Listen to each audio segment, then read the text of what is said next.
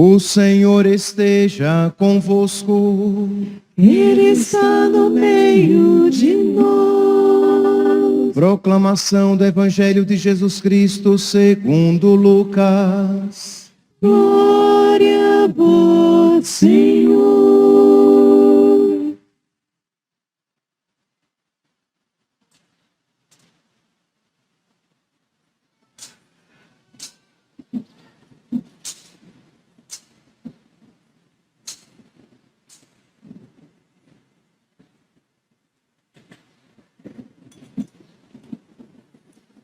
Jesus estava rezando num certo lugar.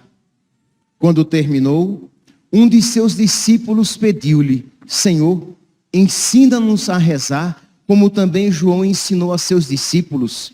Jesus respondeu: Quando rezardes, dizei: Pai, santificado seja o teu nome.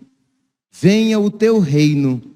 Dá-nos a cada dia o pão de que precisamos. E perdoa-nos os nossos pecados, pois nós também perdoamos a todos os nossos devedores. E não nos deixes cair em tentação. E Jesus acrescentou: Se um de vós tiver um amigo e for procurá-lo à meia-noite e lhe disser: Amigo, empresta-me 3 pães, porque um amigo meu chegou de viagem e nada tenho para lhe oferecer. E se o outro responder lá de dentro: Não me incomoda, já tranquei a porta, e meus filhos e eu já estamos deitados, não me posso levantar para te dar os pães. Eu vos declaro, mesmo que o outro não se levante para dá-los porque é seu amigo, vai levantar-se ao menos por causa da impertinência dele, e lhe dará quanto for necessário. Portanto, eu vos digo: Pedi e recebereis, procurai e encontrareis, batei e vos será aberto. Pois quem pede recebe, quem procura encontra, e para quem bate abrir-se-á. Será que algum de vós que é pai, se o filho pedir um peixe, lhe dará uma cobra? Ou ainda, se pedir um ovo, lhe dará um escorpião? Ora, se vós, que sois maus, sabeis dar coisas boas aos vossos filhos, quanto mais o Pai do céu dará o Espírito Santo aos que o pedirem. Palavra da salvação. Glória a vós, Senhor. Aleluia.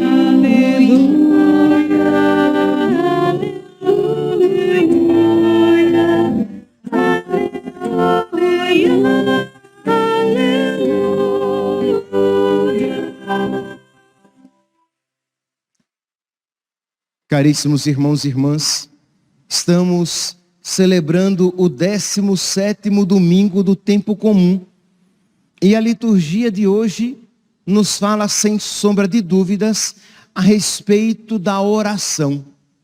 Na primeira leitura, nós vemos Abraão como o grande intercessor, aquele que intercede por Sodoma, por aquela cidade, Sodoma e Gomorra, aquelas cidades tão pecadoras. E no Evangelho, nós vemos Jesus ensinando os seus discípulos a rezar. Pois bem, vamos então começar pela primeira leitura. Abraão, aqui, está suplicando a Deus, intercedendo por Sodoma e Gomorra. Quem eram essas cidades? Como é que elas eram?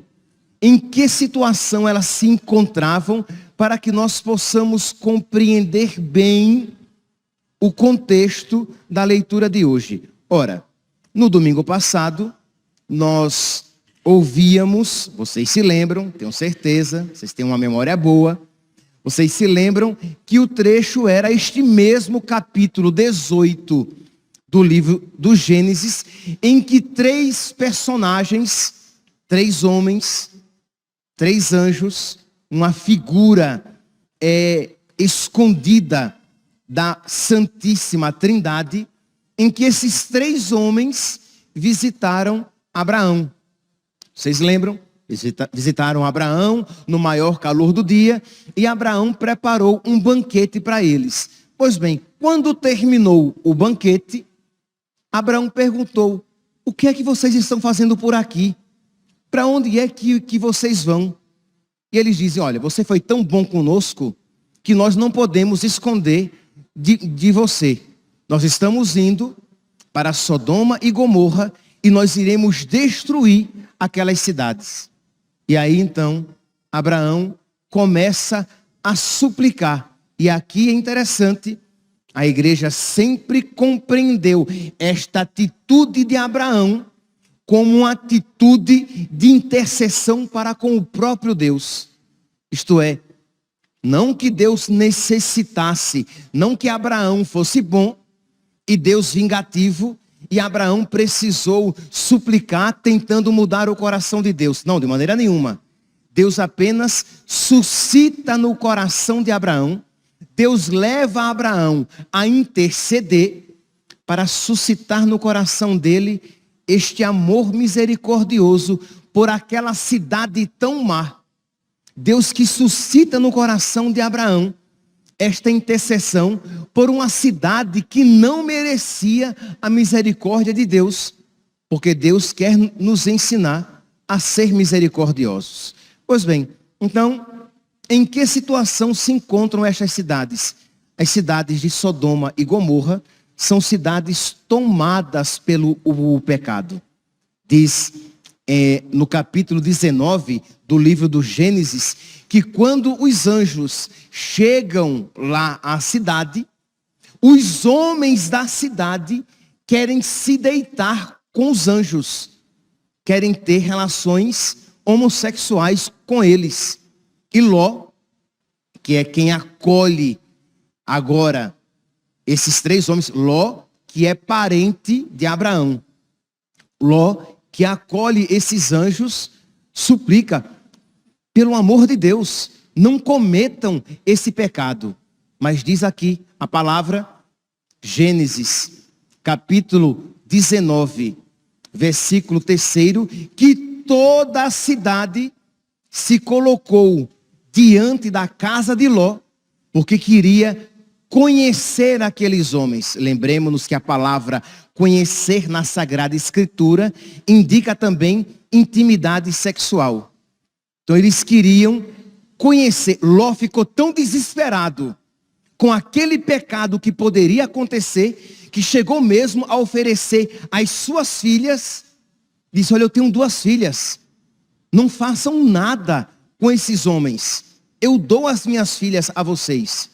E eles não queriam as filhas de Ló, eles queriam aqueles homens.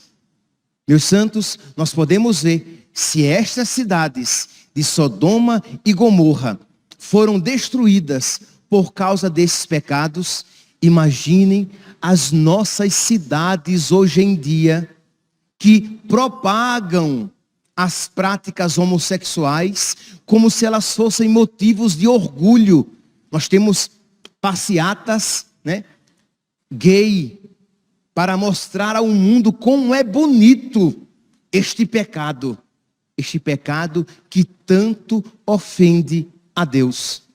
E pior ainda, quando nós encontramos pessoas dentro da igreja que acham que não há nada demais nisso, quando nós, cristãos, deveríamos dizer: isso é pecado e isso é desagradável a Deus. É claro, meus santos, eu vou dizer aqui o óbvio, eu sei que vocês sabem disso. Não é que nós sairemos apedrejando essas pessoas, de maneira nenhuma.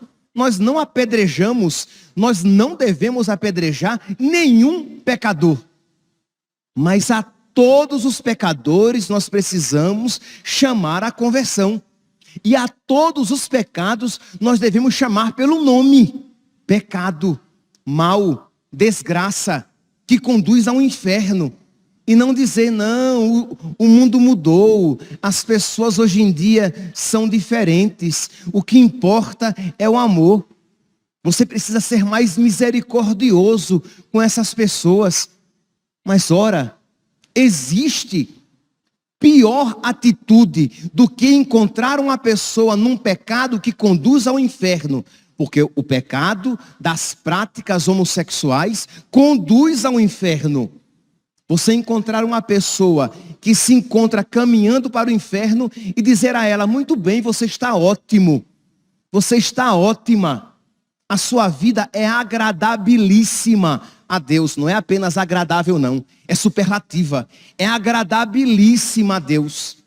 E as suas atitudes homossexuais são tão lícitas e santas como as atitudes sexuais de um homem e uma mulher dentro do sagrado matrimônio. Isso seria uma desgraça, não um ato de misericórdia. Seria o mesmo, já falei isso a vocês, do que um médico que se encontra com um paciente gravemente doente, que necessita de remédio, e de um remédio forte para curá-lo. Eu digo, não, você está ótimo, saúde 100%, você é um touro, rapaz. A sua saúde está ótima. Isso que você está sentindo é apenas um mal-estar. Ora, um médico que assim agisse, agiria com total e completa falta de caridade e levaria à morte o seu paciente. Um pregador que diante desta desgraça, deste pecado, diz que isso não é mal, isso não é caridade, isso é a pior falta de amor ao próximo. Pois bem, então, nós precisamos, meus santos, rezar. E rezar muito.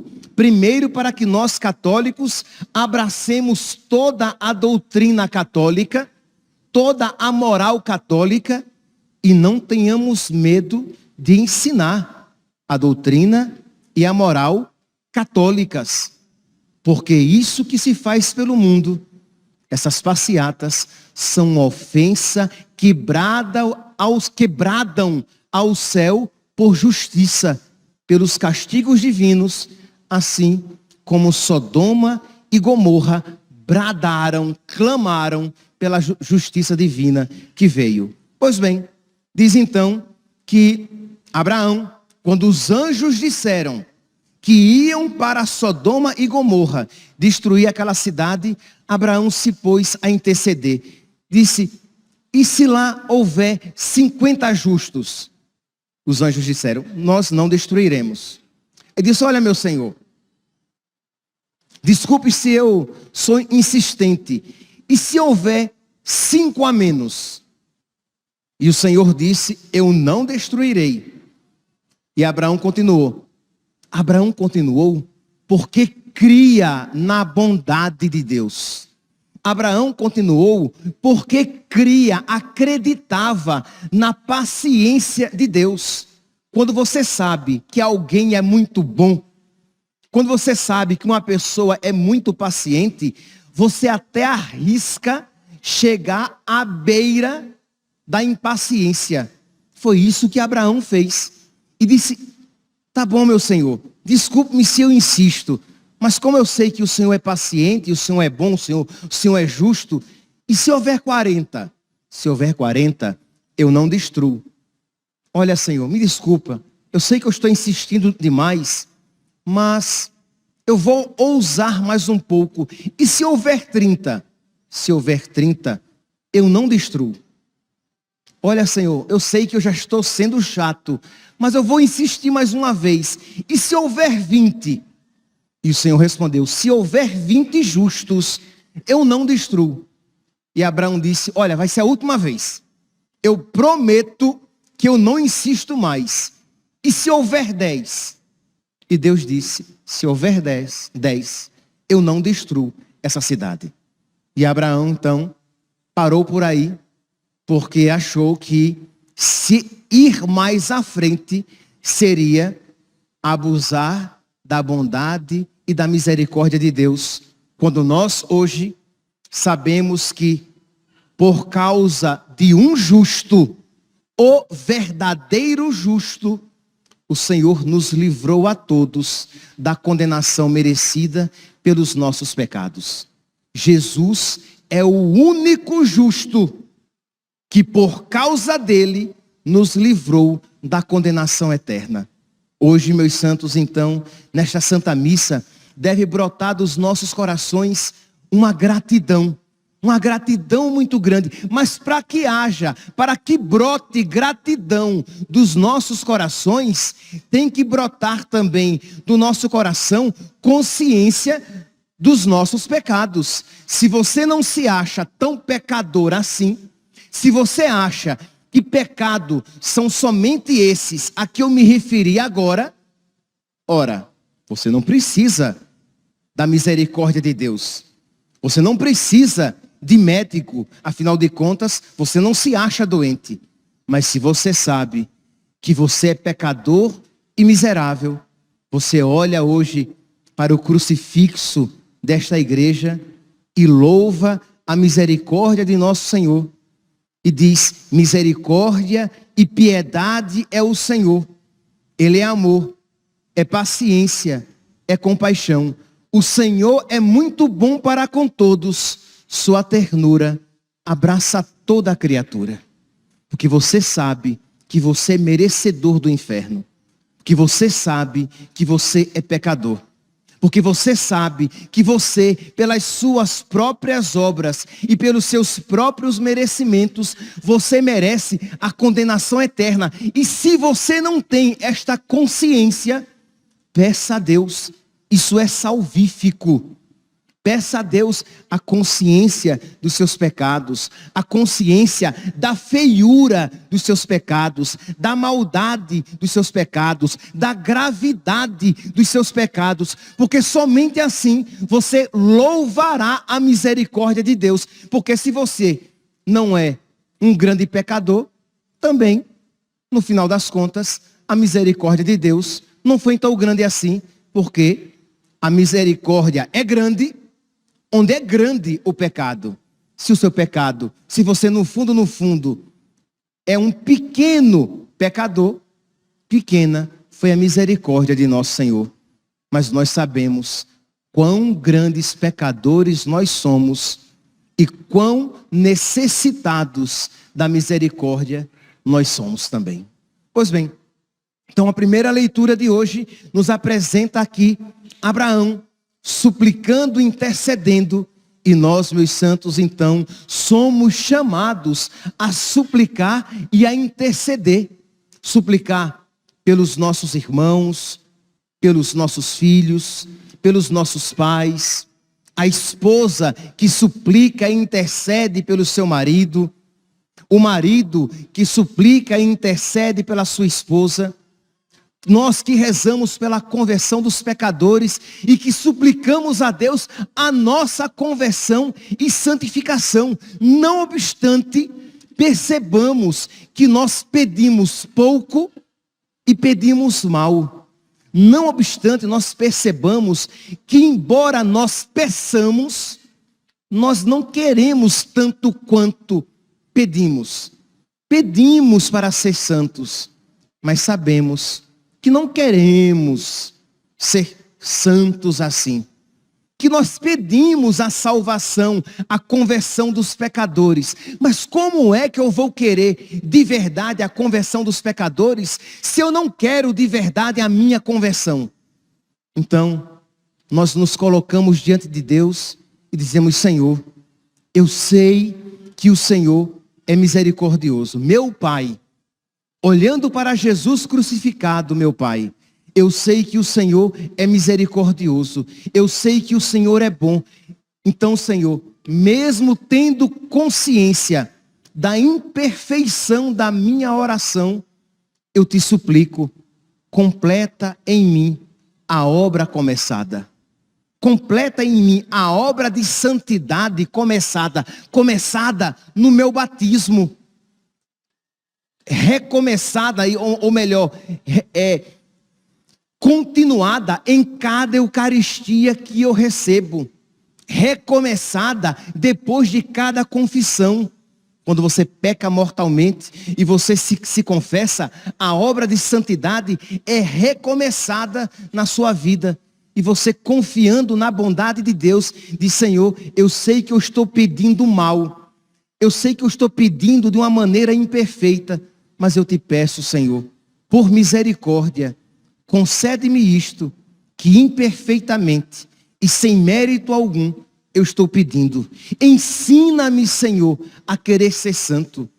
Ensina, Senhor, aos meus irmãos pecadores o caminho da santidade, o caminho da conversão. Retira-os, Senhor, do pecado.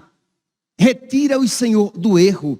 Eu me referi aqui ao capítulo 19 do livro do Gênesis. Diz que quando os anjos foram para lá, para destruir a cidade, eles entraram na casa de Ló, né? E eles disseram a Ló, a esposa de Ló e as filhas de Ló: saiam daqui, saiam da cidade, porque nós iremos destruir a cidade. E diz que Ló e a esposa e as filhas ficaram ali meio atrapalhados e demoraram, porque foi falar com o genro. Ló foi falar com os genros, e os genros não quiseram ir juntos, e eles demoraram. E diz que os anjos pegaram Ló, a esposa de Ló e as filhas de Ló, e à força os tiraram da cidade, para que eles não perecessem com a cidade sendo destruída. Peça isso a Deus: meu Deus, se eu precisar de violência, com violência, Senhor, tira-me do pecado. Assim como os anjos tiraram Ló, a sua esposa e as suas filhas da cidade, tira-me, Senhor, da cidade do pecado em que eu me encontro. Tira-me, Senhor, da cidade da preguiça, da inércia em que eu me encontro. Tira-me, Senhor, dos apegos a que eu me sinto incapaz de me desapegar. Então, por misericórdia, tira da minha mão. Como um pai e uma mãe tiram um objeto perigoso da mão do seu filhinho. A criança se apega àquele objeto que lhe fará mal, e a mãe ou o pai, de alguma maneira, fazem uma certa violência, abrindo com força a mão do seu filho para tirar a faca, porque sabe que ele pode, que ele vai se ferir. E a criança quer segurar aquela faca, mas a mãe faz uma amorosa violência para livrar o seu filho daquele mal. Então peça, tenha a coragem. E aqui, meus santos, eu digo a vocês que acompanham pelas redes sociais, e a vocês que estão aqui: tenham a coragem de fazer esta prece. É uma prece ousada, porque saiba, vai custar. Mas peça: meu Deus, concede-me a graça da tua amorosa violência e arranca da minha vida. Retira das minhas mãos, retira até mesmo do meu coração aquilo que não me faz bem, aquilo que me faz mal e que só me leva à perdição eterna no inferno. Pois bem, a primeira leitura então nos apresenta este contexto de uma oração de intercessão que nós podemos fazer pelos nossos, mas que também nós podemos fazer por nós mesmos. No Evangelho, retirado de São Lucas, no capítulo 11, versículos 1 ao 13, diz que Jesus estava rezando num certo lugar. Principalmente Lucas apresenta Jesus várias vezes rezando antes de tomar decisões importantes, como por exemplo, a escolha dos discípulos, dos apóstolos. Jesus rezando sozinho, e diz que os apóstolos viram Jesus rezando. E imagine, meus santos, quando nós encontramos uma pessoa, um santo, nós queremos dele nos aproximar. Ou quando você faz oração e você percebe que você de verdade rezou, imagine, pense, relembre com que paz você sai daquela oração. Com que alegria espiritual, você sai daquela oração. Pois bem, Jesus sai da oração e nós podemos imaginar o semblante de nosso Senhor. E aquilo despertou no coração dos apóstolos o desejo de rezar também. E eles pedem: Senhor, ensina-nos a rezar como João Batista ensinou os seus discípulos. E diz então que Jesus Cristo, ele não apenas ensina o que rezar, mas Jesus ensina a como rezar. O Pai Nosso, que Jesus ensina aqui, ele deve iluminar todo tipo de oração. No Pai Nosso nós vemos o quê? Que as 3 primeiras súplicas que nós fazemos súplicas voltadas para Deus. Isto é, quem reza a maneira do Pai Nosso, e quando eu falo aqui rezar a maneira do Pai Nosso, eu não estou falando de rezar apenas o Pai Nosso, mas quando até as suas orações pessoais, de alguma maneira, refletem o Pai Nosso. Porque no Pai Nosso, nós iniciamos a prece voltando-nos para Deus, saindo de nós mesmos, saindo do nosso egoísmo. Pai nosso que estais nos céus, santificado seja o vosso nome. Que é o primeiro pedido que nós fazemos é o quê? Que Deus seja santificado em nós. Não Deus santificado em si, porque Deus é 3 vezes santo. Deus é perfeitamente santo. Deus é santíssimo. Mas para que a santidade de Deus se manifeste em nós, santificado seja o vosso nome. Percebe, meus santos, que a nossa oração não deve ser primeiramente e principalmente: Senhor, me ajuda a pagar as contas. Senhor, me ajuda a arrumar um emprego. Senhor, me ajuda a conseguir um bom casamento. Senhor, cura-me daquela doença. Cura meu filho daquela doença. Tudo isso nós podemos pedir, mas não primeiramente. A nossa oração é primeiramente um encontro com Deus, que deve propiciar um crescimento na nossa intimidade e amor a Deus. Então, na sua oração, peça a Deus: meu Deus, eu quero te amar cada vez mais. Meu Deus, eu quero ser teu amigo cada vez mais. Meu Deus, eu quero me desapegar cada vez mais do pecado. Meu Deus, eu quero te glorificar na minha vida. Meu Deus, eu quero ser um católico, uma católica de verdade. Imagine, meus santos, se nós, primeiramente, antes das outras súplicas, isso primeiramente suplicássemos. A nossa oração seria muito mais agradável a Deus. Mas muitas vezes dobramos os nossos joelhos, cheios de interesses materiais e esquecidos de Deus. Queremos coisas para este mundo. Não queremos de verdade Deus. Pai nosso que estais nos céus, santificado seja o vosso nome. Venha a nós o vosso reino. Isto é, o reinado de Deus. Quando nós pedimos que venha o reino de Deus, nós estamos pedindo que venha o reinado, que Ele venha reinar nos nossos corações. E o maravilhoso é: santificado seja o vosso nome. Venha a nós, isto é, eu estou pedindo por mim e pelos meus. Pai nosso.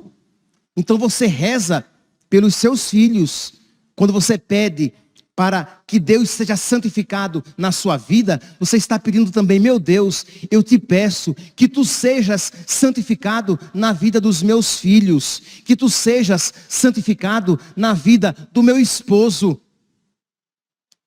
Venha a nós o vosso reino, que tu sejas rei no coração do meu marido, da minha esposa, que tu sejas rei no meu coração, que tu sejas rei no coração dos pecadores. Por isso, Jesus, por misericórdia, converte-os. Imagine, meus santos, que quem assim reza, reza com um coração semelhante ao de Jesus. Porque por quem Jesus rezava quando rezava? Por nós. Ele não rezava por ele. Ele não precisava se converter. Ele é Deus. Ele não precisava se libertar do pecado. Ele é quem nos liberta dos pecados. Então imagine, meus santos, quando o nosso Senhor ia à noite rezar, ia de madrugada rezar. E aqui não é metáfora. Aqui não é poesia religiosa. Ele rezava por mim, Padre Overlan.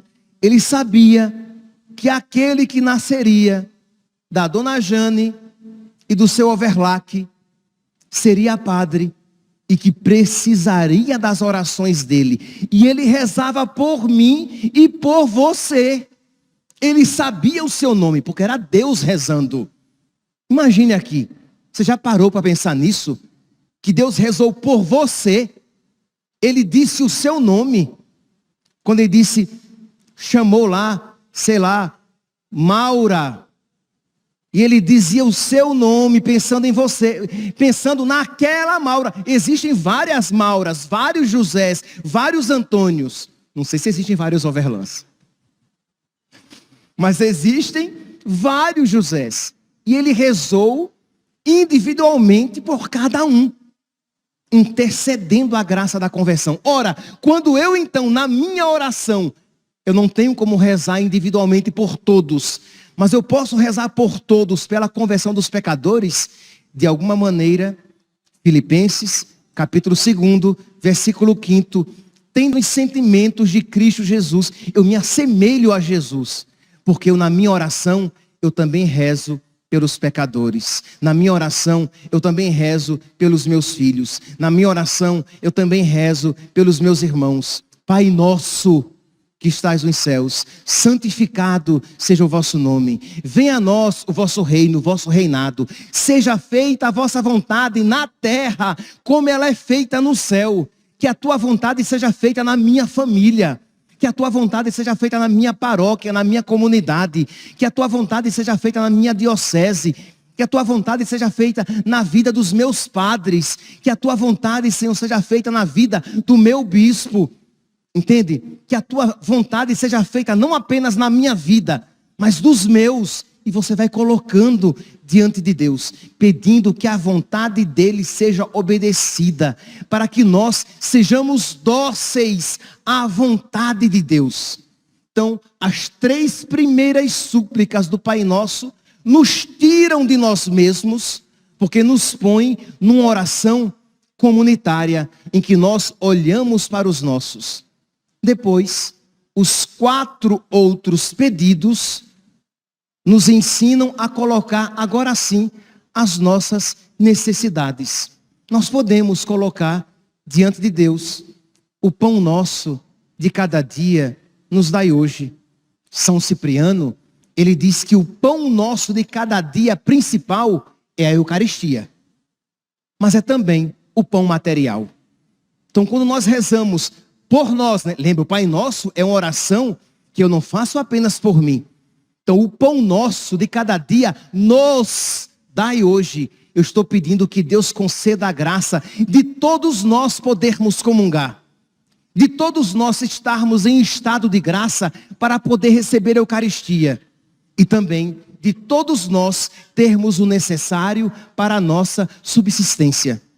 Para que não passemos necessidades. Para que tenhamos um emprego digno. Para que possamos pagar as nossas dívidas. Para que não passemos aflições. Então nós podemos, sim, sem dúvida. Aqui começam os pedidos mais, digamos, materiais, sensíveis, voltados para nós. Não tanto materiais, a palavra não adequada não é essa.